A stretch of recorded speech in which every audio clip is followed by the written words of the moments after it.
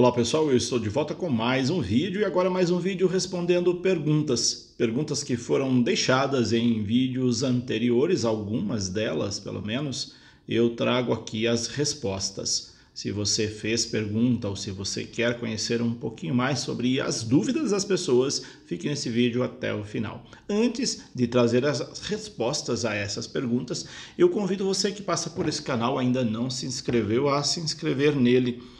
E se você quiser me seguir também lá pelo Instagram, é só você digitar lá, @José Carlos Pereira725 e você se inscreve lá no Instagram. Lá eu posto mensagens, lançamentos de livros e outras informações. Vamos lá então com as respostas às perguntas. A primeira pergunta é: posso fazer reunião de liturgia, preparação de missas, ensaios de cantos, na casa dos integrantes da pastoral?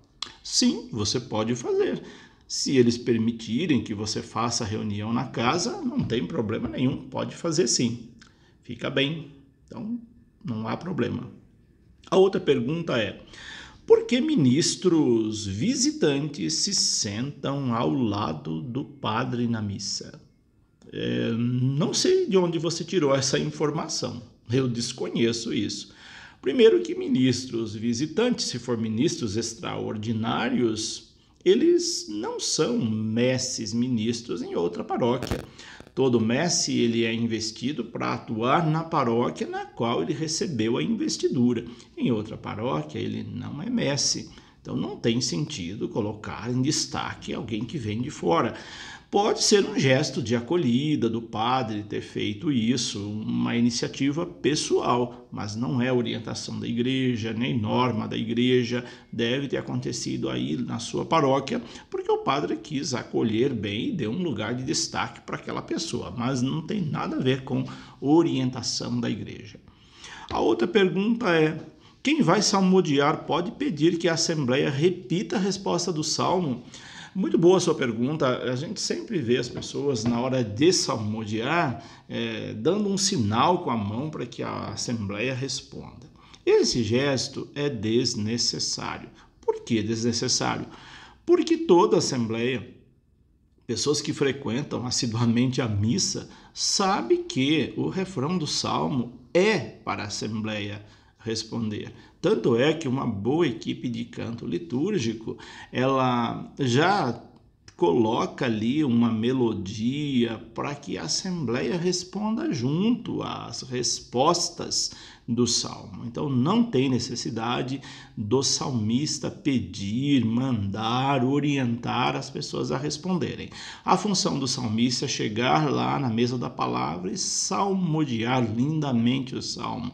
A resposta todo mundo sabe que tem que responder. E para isso também tem aquela equipe de apoio lá no coral, na equipe de canto, que vai dar aquela sustentação para que a Assembleia responda. A outra pergunta é: tem alguma orientação ou significado rezar após a comunhão a oração de São Miguel Arcanjo com a mão direita aberta, erguida e com a palma para frente? Não. Esse é um ato meramente devocional. Tem gente que pega atos devocionais da igreja e acaba colocando como norma. A igreja não normatiza esses atos que são inventados pelas pessoas. Não é pecado, você pode fazer tranquilamente, mas não faz parte da doutrina da igreja, não é orientação da igreja rezar essa oração após a comunhão. E mesmo rezar dessa maneira, que parece uma atitude supersticiosa, não tem nenhuma orientação fazer esse tipo de oração e, sobretudo, dessa forma após a comunhão e nem em outro momento. É um ato devocional. Se é devocional, é pessoal. A devoção é pessoal, não é norma da igreja. Cada um tem o seu jeito de manifestar a sua fé, mas isso não pode ser colocado como uma norma da igreja.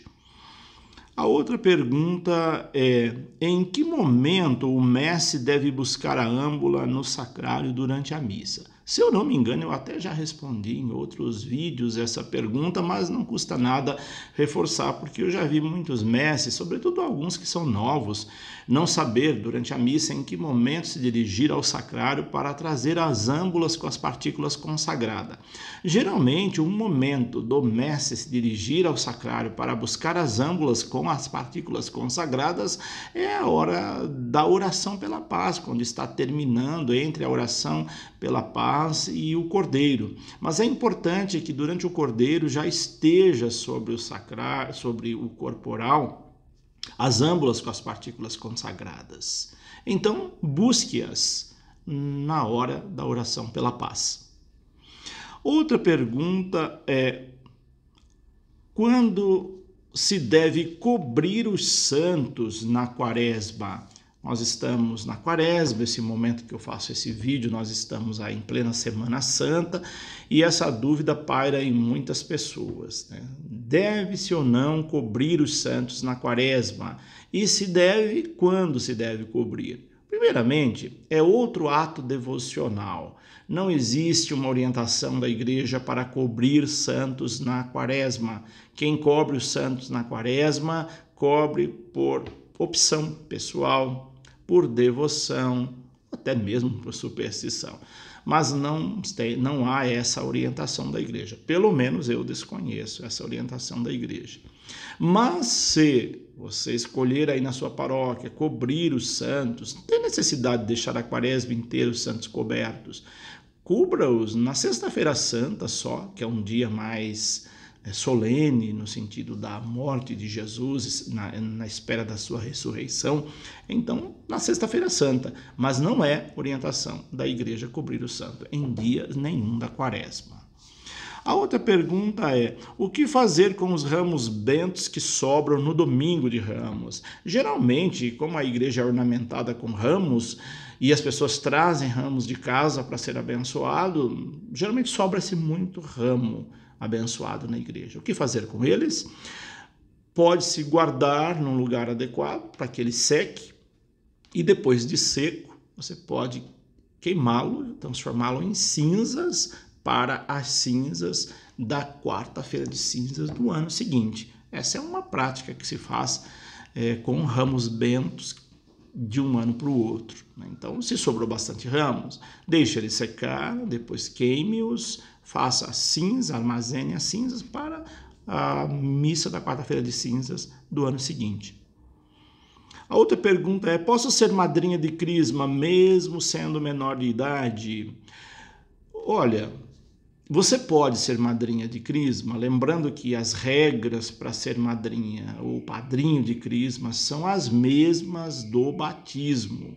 Então, se você é menor de idade, mas é católica, tem os sacramentos da iniciação cristã, como por exemplo o batismo, a Eucaristia e a crisma, é católica praticante, não vive maritalmente com ninguém sem os sacramentos do matrimônio, você pode ser madrinha mesmo sendo menor de idade. A outra pergunta é: em que momento da missa a Assembleia deve estender a mão? Eu já vi pessoas estendendo a mão em diversos momentos da missa.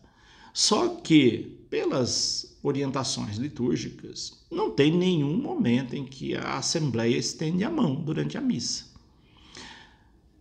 Você estende a mão se você quiser. Também é um ato pessoal, devocional. Oração do Pai Nosso, por exemplo.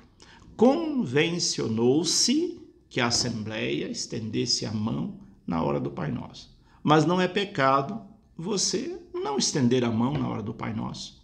Em outros momentos, não tem nenhuma orientação para que a Assembleia estenda a mão. Quem estende a mão é o padre presidente da celebração, que faz toda a oração eucarística, as orações do dia com a mão estendida, a consagração, obviamente, os padres concelebrantes, mas a Assembleia, pelas orientações litúrgicas, não tem nenhum momento que estende a mão.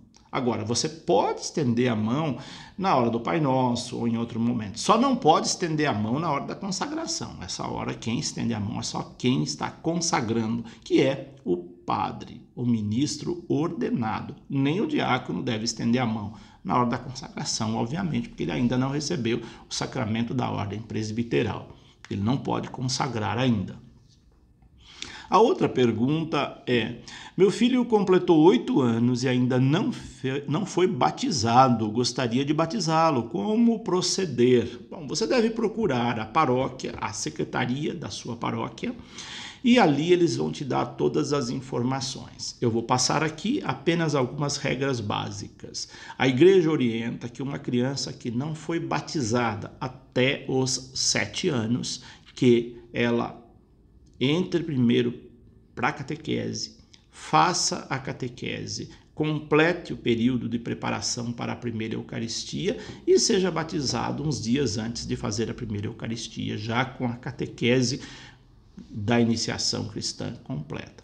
Então, essa é a orientação da igreja. Completou 7 anos, não se batiza enquanto não faz a primeira comunhão.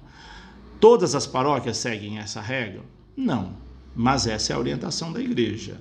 Completou 7 anos, catequese primeiro e depois o batismo. Essa é a orientação da igreja. Mas outras orientações você vai obter aí na secretaria paroquial da sua paróquia. A outra pergunta é: posso casar na igreja católica com pessoa de outra religião? Sim, pode. O casamento, nesse caso, é casamento com disparidade de culto ou religião mista. Ou seja, o seu cônjuge, ele vai continuar sendo da religião que ele professa e você, católica. Uma das partes precisa ser católica. Ele precisa ou ela precisa assinar um termo dizendo que não coloque empecilhos, impedimentos de educar os filhos na fé católica.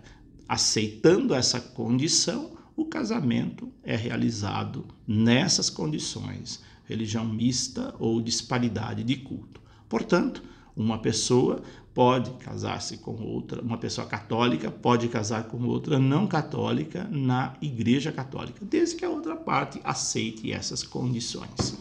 Essas são algumas respostas deixadas aí em vários vídeos anteriores e que eu trago nesse momento. Se você gostou, deixa seu joinha, deixa o seu comentário, deixe também suas dúvidas aí no momento oportuno, faça outro vídeo respondendo perguntas. Mas dê uma olhadinha lá nos vídeos de perguntas e respostas que estão ali na playlist se já não foi respondida a sua pergunta.